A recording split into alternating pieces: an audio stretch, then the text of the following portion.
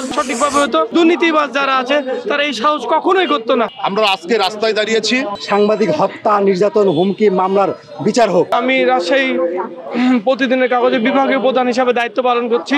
গাজীপুরে যে সাংবাদিক হত্যা হয়েছে আসাদুজ্জামান তুহিন একজন ভালো সাংবাদিক ছিল এবং প্রকৃতপক্ষে ভালো মানুষ ছিল। সাংবাদিকতার পাশাপাশি সে একজন ওষুধের ব্যবসাও করতো, দিয়ে তার সংসারটা সে চালাতো। আসলে তুহিনকে যেভাবে হত্যা করা হয়েছে, আগেও সাংবাদিক সাগর রনি সহ হত্যা হয়েছে, এদের কারো বিচার হয়নি। 112 কি 13 বার তদন্ত প্রতিবেদন পিছিয়েছে, কিন্তু এখন পর্যন্ত কোনো ইয়ে হয়নি। এখন পর্যন্ত যারা সাংবাদিক হত্যা হয়েছে, বিভিন্ন জায়গায় নির্যাতিত হয়েছে, লাঞ্ছিত হয়েছে, একটারও বিচার আমরা দেখতে পারিনি। যদি বিচার ঠিকভাবে সঠিকভাবে হতো, এই সব সন্ত্রাসী যারা আছে, চাঁদাবাজ যারা আছে, দুর্নীতিবাজ যারা আছে, তারা এই সাহস কখনোই করতো না। আমরা চাই প্রতিটি সাংবাদিক হত্যা, নির্যাতন, হুমকি মামলার বিচার হোক। মোনালিসা হেভি ফ্লো 15 পিস প্যাকেটের সাথে 8 পিসের একটি প্যাকেট একদম ফ্রি। নিরপেক্ষ বিচার হোক এবং দৃষ্টান্তমূলক দোষীদের দৃষ্টান্তমূলক শাস্তি হোক, এই জন্য আমরা আজকে এই মানববন্ধনে দাঁড়িয়েছি।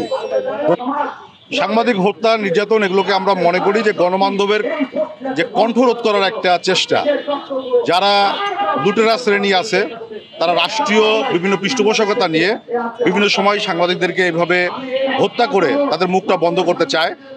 আজ পর্যন্ত কোনো সাংবাদিকদের হত্যাকাণ্ডের দৃষ্টান্তমূলক বিচার না হওয়ায় এরকম সাহস দিন দিন সন্ত্রাসী চক্র পেয়ে যাচ্ছে, এবং এর ফলে আমরা দেখলাম যে গাজীপুরের যে হত্যাকাণ্ড, সেটি তারই ধারাবাহিকতা বলে আমরা মনে করি। আমরা রাষ্ট্রের কাছে দাবি জানাই যে কোনো দলীয় সরকার যেহেতু এখন ক্ষমতায় নেই, এই সরকার অন্তত একটি উদাহরণ তৈরি করুক যে সাংবাদিক হত্যা, নির্যাতন করলে বিচার হয় এবং সাংবাদিকরা যেন বিচারে পায়। আমরা আজকে রাস্তায় দাঁড়িয়েছি, এই রাস্তা থেকে আমরা সরকারের কাছে আহ্বান জানাচ্ছি যে তারা যেন এইটি একটি অন্তত গাজীপুরের এই হত্যাকাণ্ডের বিচারটি করে আমাদেরকে আশ্বস্ত করুক যে তারা নিপীড়নের বিরুদ্ধে এবং সাংবাদিকদের পক্ষে আছে।